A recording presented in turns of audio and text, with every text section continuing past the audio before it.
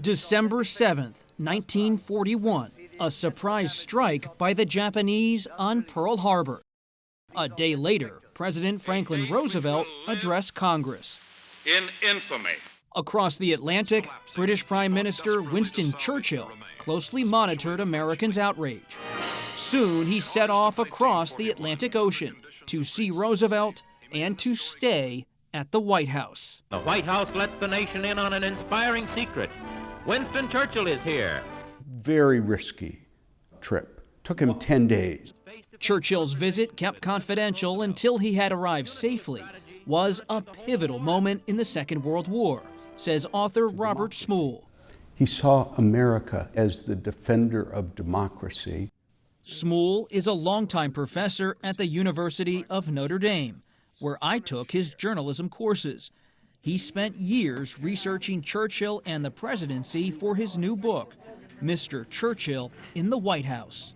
We all know he's an icon now, but was he a big celebrity then? Not nearly as much. By late 1941, Churchill had led his country through the Battle of Britain and the Nazi Blitz. All will come right out of the depths of sorrow and of sacrifice. But he knew to survive, Britain needed the president and this nation to buy into his vision for the war. Winston Churchill wanted the Americans to believe that there should be a Germany first policy. Let's take care of Hitler and Nazi Germany before we concentrate on Japan. To ensure that, Churchill did what you were not supposed to do as a good house guest.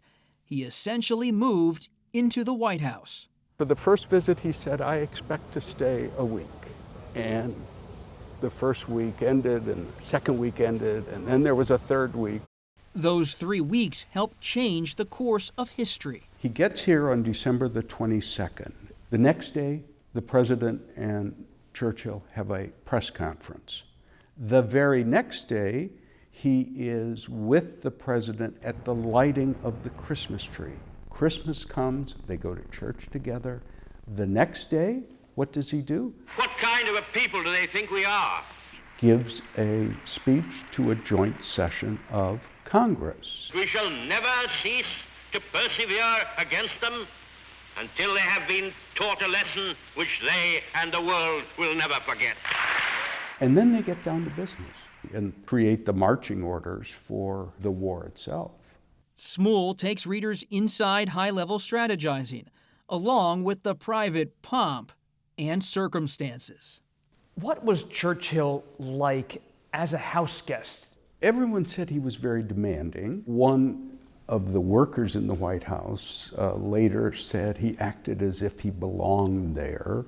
One morning, the president, Franklin Roosevelt, walking around his home, and he encounters something, well, quite different. He goes in and sees the prime minister coming out of his bath. He took 2 baths a day and supposedly said that the Prime Minister of Great Britain has nothing to conceal to the President of the United States. Not everyone in the White House was amused. And that was Eleanor Roosevelt, who did not like his drinking, his smoking, his roaming the halls at all hours of the evening. She found him one time at 3 a.m. walking around, and he says, well, there's just one other thing I want to talk to the president about. And she said, could it wait until breakfast? Eleanor Roosevelt ultimately nudged her husband to have the U.S. government purchase Blair House across the street, so house guests would stay there instead. The irony is that Winston Churchill never stayed here. Churchill wanted to be as close to power as possible and stayed close with Presidents Harry Truman, Renewing the comradeship and friendship, and especially Dwight Eisenhower, who commanded the Allied forces during the war. Dwight Eisenhower says to Winston Churchill, you will stay in the room where I met you in the White House. Smull points to Churchill's strategic bond with Ike for continuing the special relationship and framing the stakes of the Cold War. An iron curtain has descended across the continent. When in Washington, Churchill would also come here to the British Embassy. In 1943, Churchill comes to these steps and looks out and talks to the staff. He was bucking up the troops, shall we say. He was rallying them. He knew how important they were to the war effort.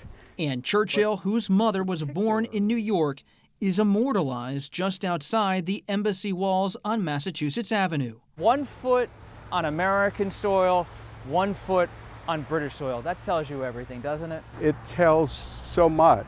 It's the Churchill with the V sign. It is the victory. He became so well known for that symbol. It not only shows his own confidence in what the Allies were doing, but it shows his determination to complete a job, to do it the right way. And presidents and prime ministers keep looking to his approach, being both friend and ally.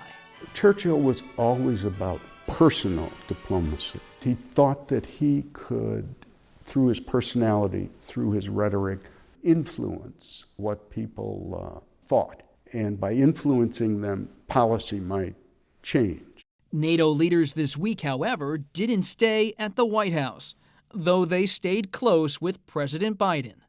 There's never going to be another series of visits as we saw with Winston Churchill. As with Mrs. Roosevelt, future first families might be just fine with that.